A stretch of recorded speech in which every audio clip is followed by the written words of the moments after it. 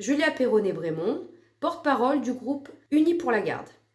Aujourd'hui, nous allons revenir sur le rôle essentiel de contrôle des élus d'opposition et plus particulièrement sur le droit de regard que nous avons sur l'usage des données publiques dans notre commune. Comment le maire, Madame Bill, et son premier adjoint, Monsieur Masson, utilisent l'argent des gardiens. Au moment où je vous parle, aucun citoyen de notre commune n'est en mesure de le dire, puisque les documents essentiels à l'évaluation des dépenses et des recettes ne sont pas donnés.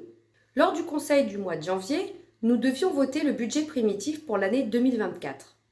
Nous pensons que la délibération concernant le budget est illégale. C'est pourquoi, rappelez-vous, les élus unis pour la garde sont sortis de la salle du conseil.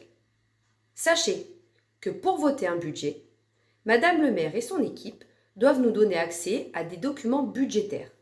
Sans vous perdre, pour un budget primitif, il s'agit de la maquette M57 qui détaille précisément les recettes et les dépenses.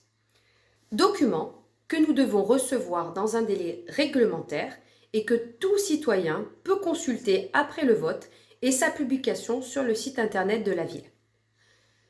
Nous ne l'avons pas. Pas plus que le rapport sur l'égalité femmes-hommes qui aurait dû être présenté au moment du vote sur le rapport d'orientation budgétaire en novembre 2023. C'est pourquoi nous avons écrit à Monsieur le Préfet.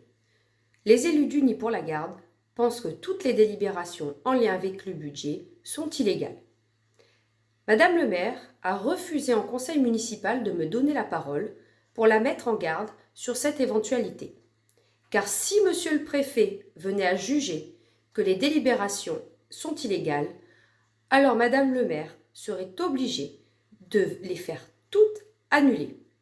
Le rapport d'orientation budgétaire, les taux de la taxe foncière, les subventions aux associations. Ce serait une perte de temps pour les gardiens, mais aussi pour les associations qui peuvent avoir besoin des subventions et pour les employés de la commune qui devraient fournir le double du travail. La démocratie, il faut la vouloir. Et la transparence n'est pas un vain mot.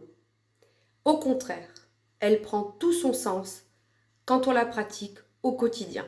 Julia Perronnet-Brémond, groupe Unis pour la Garde.